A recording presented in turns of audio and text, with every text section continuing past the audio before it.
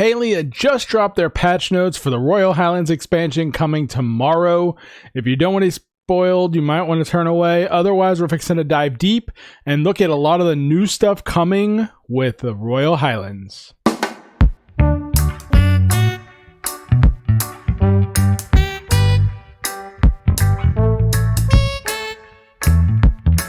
Hey guys, so the Royal Highlands is coming tomorrow, May 12th. So I'm fixing to review the patch notes here today while the game is down. Unfortunately, I can't play.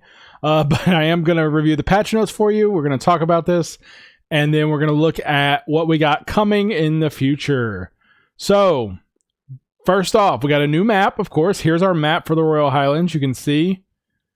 It looks massive. It looks like a gigantic land. I don't know how this connects to the overall greater continent or land. I'm guessing we'll find out down the road if they decide to start like visually connecting these onto a greater map. But we have a new map built for exploration, discover sweeping cliffsides, ride, raise, and breed your new horses. Yes. New main story, a new villager, Amber Echo, woven throughout the region. New artifacts, relics, vaults, and treasures are yours to discover and claim. New huntable creatures, including Jax, Royal Cernic, and masked variants. I'm excited about those. Dozens of new insects and fish. New materials, new wood, ore, and forageables. New arrows, potions, utility items.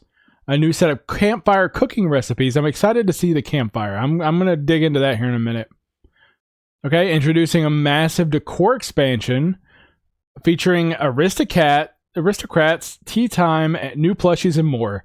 My understanding is the Aristocrats is one of the discoverable ones, and the Tea Time is available directly from Tish. New storage, 4,000 more storage. Awesome. The brand new ancient home line with refined architectural pieces and a third story upgrade. Okay, so first off, here we go. Long before the world of Palia, you know, the Royal Highlands were a place of royalty and prominence. The Infields built their legacy here, shaping a region that would later be abandoned in the wake of the Unification Wars. For over 4 centuries, no one, except a few creatures, has called it home. Now you are among the first to return. With the returning humans, the Highlands are beginning to wake. Horses roam once more, and the land itself feels different. There's beauty here, but also something deeper, something unsettled. Even Echo does not behave quite the same. Amber Echo has claimed pieces of the Highlands, holding moments of the past in perfect stillness. You can access the Royal Highlands by traveling to the Deemer Docks in the Elderwood and taking the boat. We suggest fishing your Elderwood quests and adventures before making the journey. Stables must be discovered before they can be used. So this is going to be similar to Elderwood. I do hope that eventually they start to like centralize a lot of these land masses. So as it stands, we start in Kilima and we go to Bahari Bay from Kilima, and then we go to Elderwood from Bahari Bay, and then we go to the Highlands from Elderwood. It's like a linear path, and I'm hoping they like start to like open that up a bit more and branch it out a bit more. We could have used the dock in Kilima as a launching point, and that would have kind of centralized our continent. But hey, maybe they'll do that going forward and start to branch off of other locations. Horses and mounts. Once not lost time alongside humans, horses return with the Highlands expansion. For the first time in thousands of years, you can meet, acquire, and ride your own horse across Palia.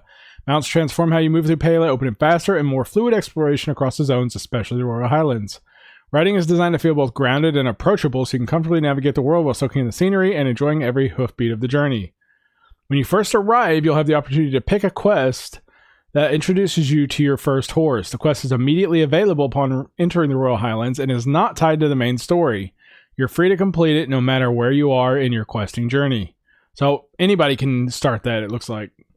Finishing the quest rewards you with your very first horse. It also allows you to engage with horse ranching, allowing you to purchase, breed, and raise additional horses. Horses you breed can be ridden once fully grown. New cosmetic and functional traits. They have interesting functions as far as the ranching goes as well. They do directly tie into the ranching system, but we'll see more of that in a second. Okay, the patch includes several unique horse breeds inspired by both real-world horses and more fantastical ideas. We got the Dawn Spur, the Aquindu Thoroughbred, and the Phoenix Fire Dawn Spur. Let's see. Dawn Spur looks like the basic one. Aquindu Thoroughbred is granted via the riding license exclusively from the supporter pack. Phoenix Fire Dawn Spur, riding license purchased via the premium store. Okay, riding a horse. Basically, this talks about you're going to be able to go faster and slower, but you have stamina bar for your horse. So if you go full blast, you'll burn through your stamina and you'll be at a slow pace again. Whereas if you pace yourself, you'll go a little more steady and you probably won't run out of stamina as quickly. They can be ridden in most locations, including the housing plot, the village center, though areas such as the village center, the underground, and private spaces will restrict it. So even the village center is going to be restricted, which is really a good idea. There's multiple ways you can customize your ride. You can do the default, which is steering with your camera like normal. Then you could change, or you can do fully automatic, manual, fully automatic, or hybrid mode. Menu behavior. Horses will pause automatically when you open menus, but you can turn that off so they keep running. Speed control. You can change the settings on that as well. Stamina and UI. So you should have a UI for your stamina. And collision and jumping. If your horse hits an obstacle, it will buckle and stop. Horses can also jump, adding another layer of mobility to your travels. Breeding and ranching. Here's what I was talking about earlier. So you can not only ride your mounts, but you can raise horses as far as the ranching stuff goes. So Dawn Spurs drop weed blocker, water retention, star quality booster, harvest booster, and growth boost fertilizer. Aquindu Thoroughbreds drop the same resources as Dawn Spurs in higher quality but lower quantity. And Phoenix Fire Dawn Spurs produce spicy foods. So that's kind of cool. I wonder if you can still raise the Aquindu Thoroughbred and the Phoenix Fire even if you can't ride them. I'm assuming you could. And the handler's license are just for riding them, actually. Horses can also generate and inherit functional traits that behave performance. Wild horses move faster but turn slower. Bulldozers move quickly with reduced turning. Marathoners manage stamina better but move slower. Steady, fancy feet, technical. So it's different balances of speed, stamina, and handling, and they change depending on the stats of the actual horse itself. You can see Sylvie's hanging out with me. Now they have horse treats. So increase the likelihood that riding traits will be passed down, replace riding traits, or increase the chance that new riding traits will spontaneously appear. Quest and villager updates. So we have new main story chapters and new side quests.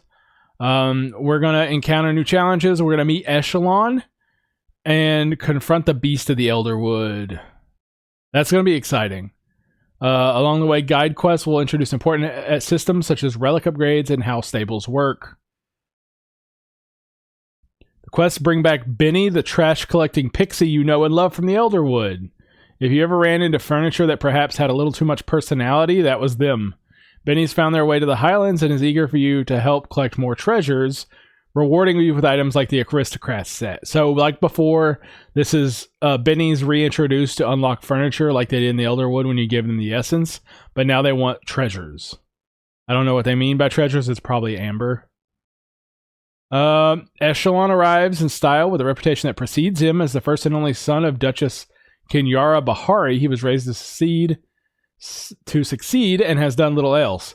Whether speaking multiple languages, playing violin at a mastery level, or discussing state and politics, Echelon commands excellence.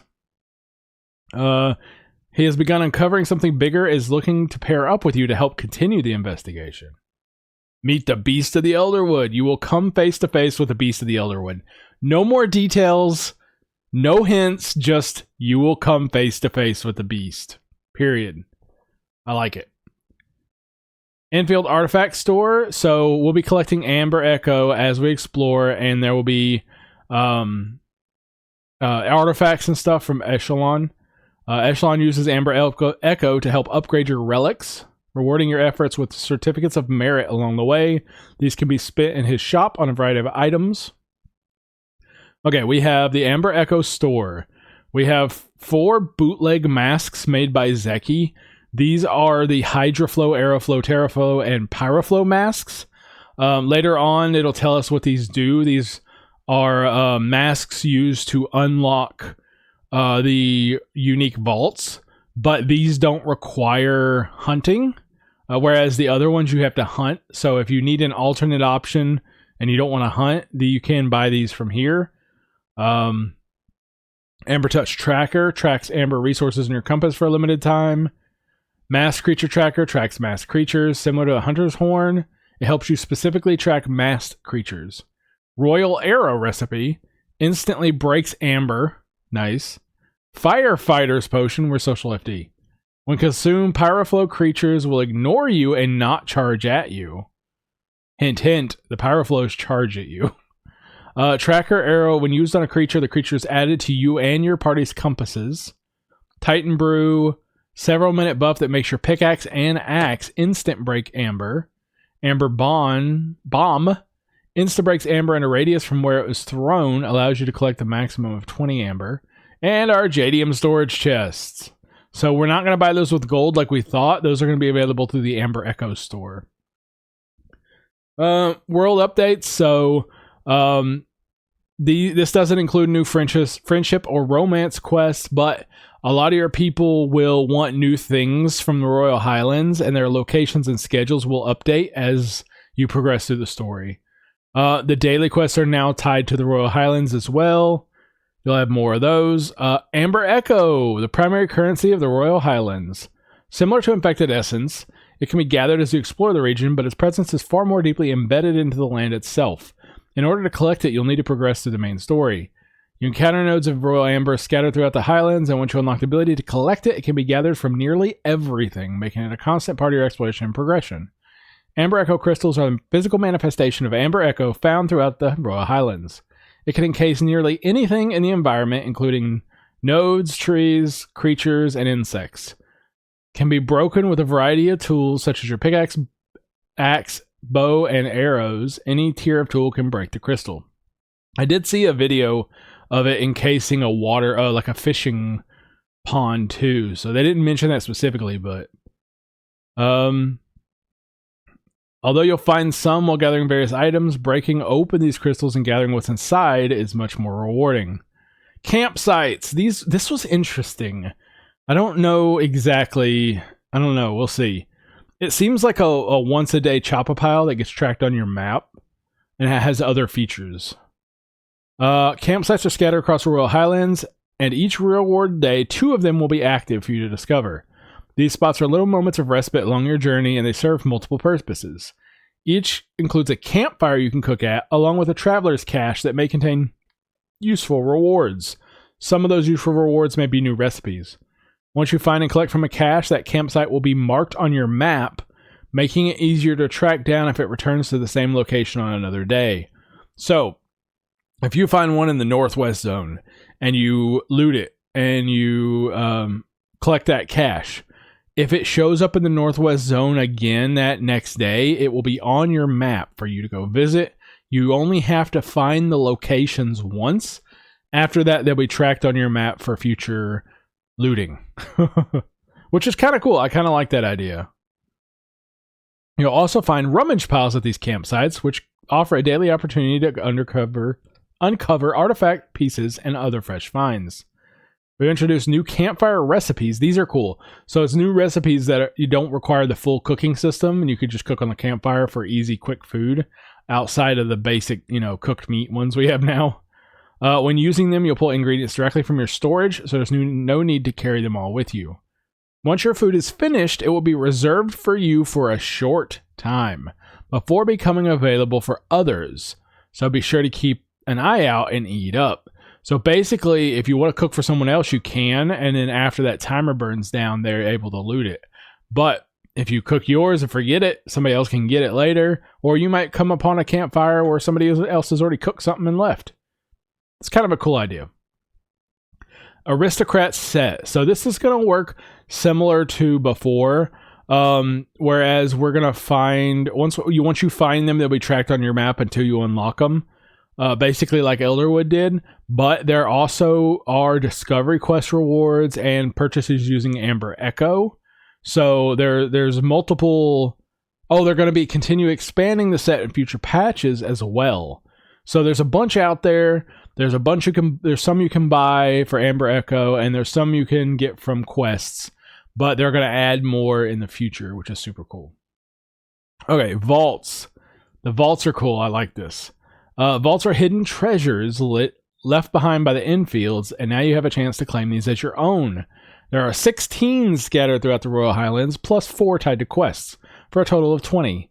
Each is aligned with one of 4 elements, and to unlock it, you'll need a matching mask of the same element. Just like the Aristocrat set, any vault you interact with will be tracked on your map, so even if you don't unlock it immediately, you can return and claim your prize later. Treasure chests. There are 16 normal treasure chests hidden throughout the Royal Highlands for you to find. They're already unlocked, so dive right in. So there's a new style of treasure chest that requires the masks that come from hunting. Or, like I mentioned, you can buy those at the Amber Echo store.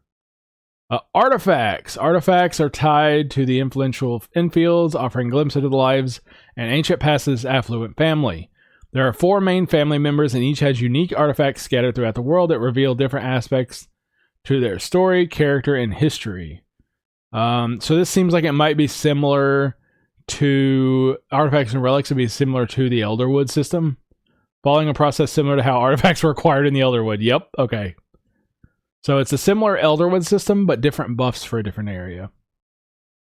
There are plenty of new artifact pieces to discover the Royal Highlands, each offering a look into the infield story. Most artifact pieces can be found in the rummage piles and are tradable with other players. So a few rare ones come from the Echo store or treasure chests and cannot be traded. So there's a few unique ones that you have to find yourself, but the majority of them are tradable. I kind of like that they added those because before, new players could just walk into Elderwood and be handed a full set. Completing artifact rewards certificates of merit, which can be used to acquire upgrades for the relics. So there are 4 relics. He will guide you in restoring them up to their full potential, now level 5. They only work in the Royal Highlands. Previous relics will not work in the zone. So, increase the amount of echo gathered, increase the amount of non-echo materials gathered, increase your tool effectiveness, and increase the chance of receiving rare Highland-specific loot drops. That one kind of seems like it might be my default. Like, increase amount of echo could be cool if you're grinding echo, or if you're just trying to get materials, or if you're trying to harvest faster. But I think the rare loot might be my default. I don't know. I guess I'll have to see how effective it is. Okay, mining. Along with all the new items in the Royal Highlands, you could discover a new material called Jadium. It's similar quality to Palium and be collected via mining in the Royal Highlands. So this isn't part of the tier system. This is a side tier to Palium. You can acquire the recipe for the Jadium bar at the Mining Guild store. White stone, iron, and gold are also available for mining in the Royal Highlands. Foraging. A new variety of forageables to expand your crafting and cooking options. You'll still find familiar resources from all areas of Palia. The Highlands also feature unique materials with brand new uses, including special ingredients for new campfire recipes detailed later. Dawnspur Lily, Royal Heather, Golden Fern, and Royal Wisteria. Hunting creatures, the masked creatures. Echo's always been more present in the Royal Highlands, and as a result, the creatures have evolved magical masks in order to protect themselves. So you can find both the Cernuks and the little dudes, I can't remember their name, the cat dudes. They're both going to have masks, potentially. If they do have masks, it makes them much harder to kill, and it also, I believe, has a chance to loot the masks as well. So, yep, has a chance to loot the masks. So, dispel arrows, let's see. Masked creatures all summon a shield. If the player shoots an unshielded part, it will be stunned for a few seconds, and the shield breaks. But if you shoot the shield, it breaks and the player cannot shoot again for a couple seconds. So either way, if you hit it, the shield breaks. But if you hit the shield, you get stunned. If you miss the shield, they get stunned. Dispel arrows are particularly effective bypassing the shields. Each mask comes from a different type of elemental flow, giving them unique defensive abilities that require different tactics to take down. So not only do we have a new creature that has 3 different tiers like the other creatures do, but these new masks make us have 4 new types of Cernic, basically, and 4 new types of these cats alongside the 3 different breeds. There's a lot of variation involved. We have the Pyroflow mask, the red, most aggressive with a shield in front. This creature will charge at you. If you get hit by it, it prevents you from shooting for a few seconds. Hydrophobe blue, these are shielded on their back and are prone to fleeing. So these are more likely to flee and run, but you can't hit them in the back because they're shielded unless, you just hit them anyway. Terraflow green, these stay down until the creatures are alerted. Once alerted, they create a 360-degree shield. So you got to surprise the Terraflows because once they're alerted, they pop a full shield. Aeroflow yellow, their shield turns on and off in a 360-degree sphere. So there's flickers on and off. Hunting mask creatures have a chance to reward their masks on drops, which are used to unlock vaults. Each mask type can be sold for a significant price and has a star quality version, which can also be used as decorative items for your home. We saw that in the video during my trailer reaction the other day. So alongside the masks that drop, they have added 2 new types of arrows. The Royal Arrow, which instantly breaks amber crystals, and the Tracker Arrow, like before, when you hit an animal with it, it puts it on your tracker, on your compass. Jack Cats, here they are, Jack Cats. They are tricksters and thieves, and their name is directly tied to the playful chaos of jack-o'-lanterns, which were inspired by the Jack Cat's antics. They are quick, but they do not burrow and hide. If they get away, they'll run off and escape until they feel safe to rest. Their quick, rabbit-like movements make them an exciting, albeit less predictable addition to your hunting adventures. And then the Royal Cernic. The Royal Cernic is a new variant of the familiar Cernic. Once a domesticated breed of the infields that were left to wander, these creatures have returned to the wild and have a distinct appearance that sets them apart from the Cernics you know and love. They're also tougher than regular Cernics, requiring more hits to take down. But in return, they drop higher quality loot, making them a worthwhile challenge for hunters exploring the Royal Highlands. So we also have, as I skipped this, we're going to cover both these now. There are new trophies and accomplishment for hunting all tiers of Amber Infected Jacks, all 4 Masked Jacks, and all of each type of Jack foot. This one I know gives you a recipe reward. You collect 1 of each kind of Jack foot, gives you a recipe. And these one I'm assuming give you the mounted versions. As well as these 2 here, all tiers of Amber and all tiers of all masks I'm assuming give you the mounted version. Insect catching. So there isn't a whole lot of crazy difference here. They haven't really innovated very much on the bug catching other than adding new bugs. So we have the infield moth, beetle banshee, the Shadvarak, beetle, blue crab, king crab, amber mantis, jeweled mantis, heart drop mantis, messy moth, phoenix moth, whispering widow moth, and flame queen. And of course, there's catch every type of bug, catch every star quality version, and catch an amber infected version of each type. As before, we have the same accomplishments. And in fishing, new types of fish. I hope they're not super hard like the maws. I don't know if I can do that again. So we got a ton of different new fish here. There's some cool ones in here, like the ragdoll sturgeon. We have the fairy manta. It's imperative you do not mix this up with a fairy mantis, especially when decorating their tanks. The lesser snakehead dreams of one day becoming greater.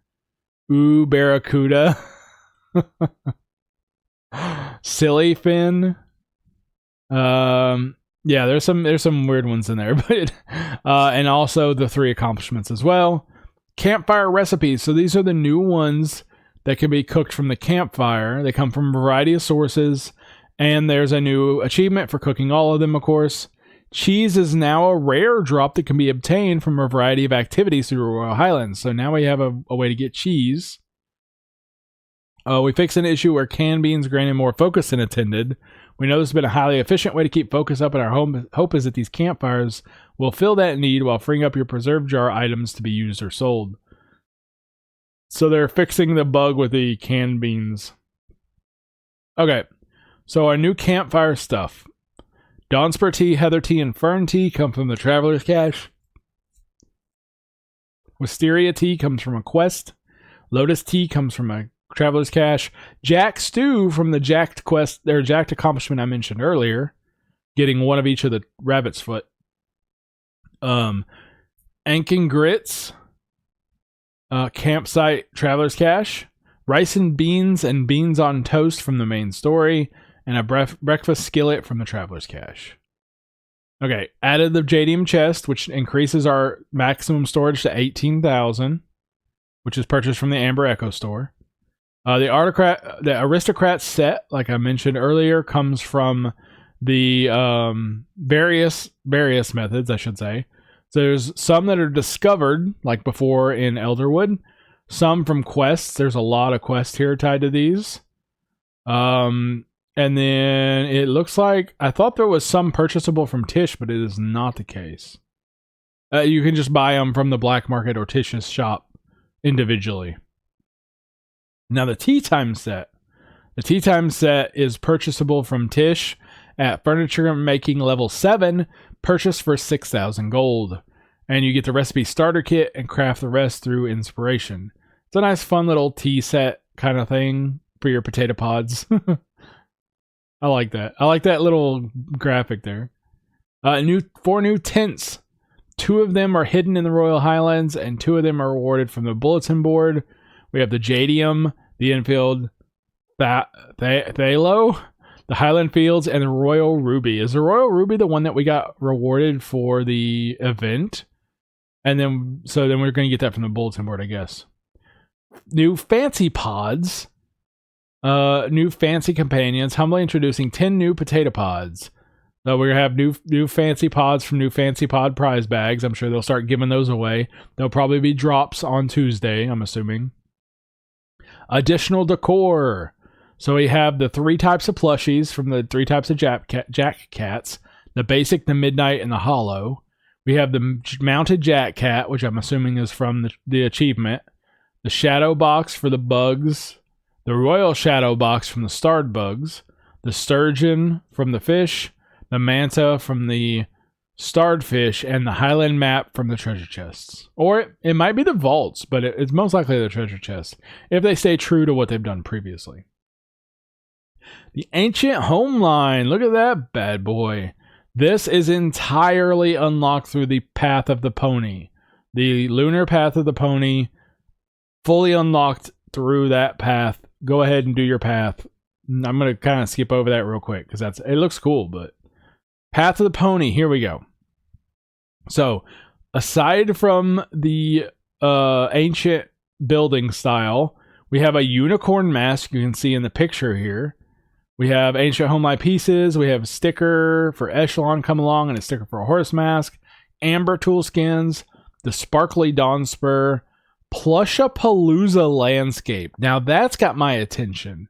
I'm addicted to plushies, so Plushapalooza landscape is crazy. And housing capstone increase for a 3-story home. 3-story homes. You ain't gotta make it yourself. We got them. Get ready to hoof it on the Path of the Pony, which offers 21 levels. And then we got the bulletin board again is going on. As a reward for your efforts, unlock 2 new tents, Ruby and Highland Fields. The Kilima store rotation. The Year of the Naga stuff is leaving. The Bountiful Blushing and Royal stuff is leaving. But the Vivid and Fiery Blossom staying, and the Halloween and the Fantasy Cottage floor is staying.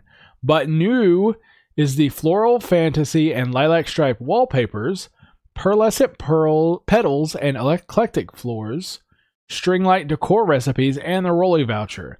So basically this is the new stuff. Basically we had all this stuff that we had up until Halloween, and I think after Halloween is where they're rolling it over, and now we're going to get like a lot of the like fall Christmassy stuff after that. and then that's going to be in there for a while, and then we'll probably rotate over time. And they'll probably it said they'll rotate, may return in future rotations.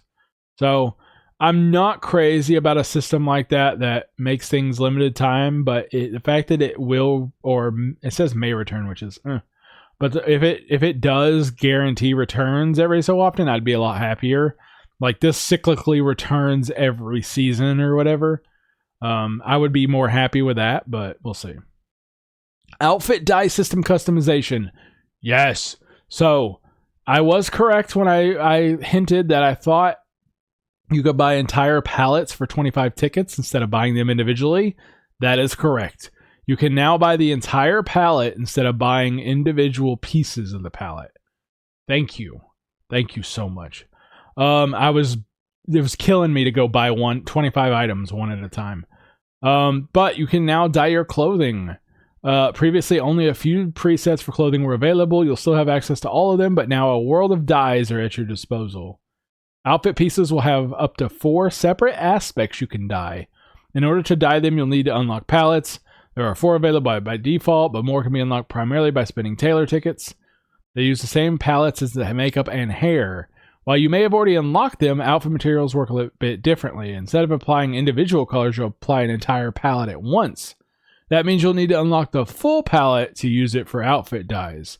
Once unlocked, these colors will be available across all relevant customization systems. So you can unlock them for hair and makeup individually one at a time, but if you want to use them for clothing, you have to spend the full 25 to unlock that entire palette. But if you do spend the full 25, it unlocks it all for the hair and makeup as well. So I kind of see what they're doing there. Pallets will continue to cost 25 Tailor tickets each. So many color options available. Acquiring enough Tailor tickets can take a while. Players who prefer a more direct option can purchase them at a rate of 25 tickets for 100 Palia coins or 200 for 800 Palia coins. So if you want to shortcut your way to some pallets, you can. The long ride event. So this is the event that's going to be going on.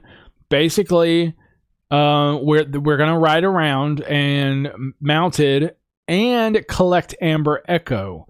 So there's a mount multiplier. So if, for example, if you travel 30 meters and you collect 20 Amber, multiply those together, you get 600 points. So it's a combination of collecting Amber Echo and traveling. So you don't just ride around in circles.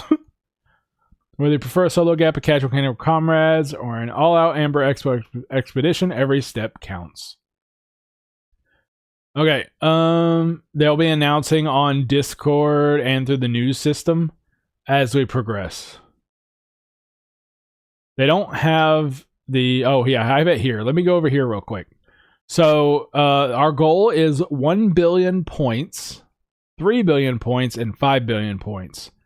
We get Riders Cookies, Ranchers Haystacks, Carrot Cookies, Riders Pedigree Cookies, Sandbox Signposts, Super Lucky Prizes, more cookies, a fancy pod bag, and a Super Lucky Prize. Nothing too crazy. I'm not super... Like, the last one had a tree that we won, and I don't know what that is, but it seemed unique and interesting. This one, it seems limited. But there is a vote for a Valhast horse coat design. So I guess we get to vote on a horse design. Okay, that's something, but it's not crazy. Not crazy. So, there's a new startup launch cinematic. Nice. There is a new player nameplate. So you can equip a nameplate that lets people know you're a new player, which is awesome. I like that. The cookie of the day from uncommon to rare. Ceiling decor no longer blocks placing additional floors. Alchemist Fireplace and Conservatory now support wallpapers. Awesome.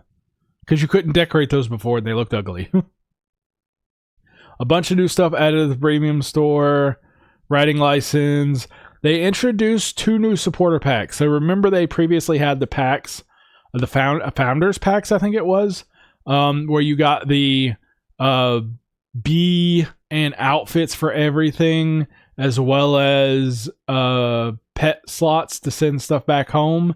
And the other one had something, had like a cat and something else, but they were always worth more than the coins that you put into them, or they gave you more coins back than money you spent out. I should say it that way. Now. This one is different. There are 2 packs. There's a supporter pack and there's the Royal Highlands supporter pack. This one gives you 4,000 coins, Coarser Casual Cornflower, Terrific Tweed, an Aquindu Thoroughbred, Highlands Courier pet slots. Yes, there are 4 more pet slots for the courier, so now instead of sending 8 home, you can send 12 home. Highlands Palette, the Ancient Silver Salesman and Post Box we saw in the trailer, a Dawnspur plush, and a Quindu Thoroughbred voucher. Now, I don't like that the Dawnspur plush is here, unless it's available in the path of the pony, or through some other method. Not crazy about it being potentially exclusive. The Royal Highlands supporter pack. This has a lot of the similar things, but it's got a new nameplate, a flying machine glider, the electric Aquindu, as well as the courier pet. But the cool thing with this is, you'll probably get a duplicated Dawnspur plush if you get both. But the cool thing with this is 8,000 coins and 4,000 coins. If you're gonna buy coins, you might as well buy the pack because you get more coins out than you put in money-wise. So if you're gonna buy some coins, you want to save up some money and buy some coins, these are your ideal way to do it because it is min-maxing your money basically. I'm not saying you should, but if you want to support the game, you want to get some coins, these are a good way to do it. You get a free pet slots and a ton of Palia coins. It's not a bad deal. And that is it. There's some fixes and stuff here. I didn't really see anything major that jumped out at me here. Some minor quest fixes, stuff like that. Yeah, let's see. Let me go back to the news expansion. And here's the supporters packs. Okay. So for the 4,000 coins, the $39 value, it's $30. So you get $39 worth of coins for $30. You get $75 worth of coins for $60. Plus all this on top of it. So you get this, which is worth $15 more than you spend already. Plus you get all this on top of it. And then this you get, for $30, you get $39 worth of coins, as well as all this other stuff. So it's not a bad deal, like I said. It's not a bad deal. But anyway, that's all for the patch notes. And I mentioned the event, the patch notes. There'll probably be drops and stuff coming. If there are, I'll cover them on stream Tuesday as I stream Palia Live. But yeah, that's pretty much it. There's a lot of good information in this, a lot of stuff to cover. There's so much to this new expansion. It's, like they said, it's one of their biggest expansions to date. It's bigger than Elderwood, bigger than Bahari Bay. It's nuts. It is huge. I'm excited to see what all there is out there to explore. I'm excited to see what they do going forward. And yeah, I really hope that plushie is an exclusive. But anyway, wait, hold on. Let me look real quick before I go. Are the items in the packs exclusive? Some of the items are exclusive or some are not. The Aquindu Thoroughbred Rise is available through these packs, but the outfits are not exclusive. There are no discounts for already owned items.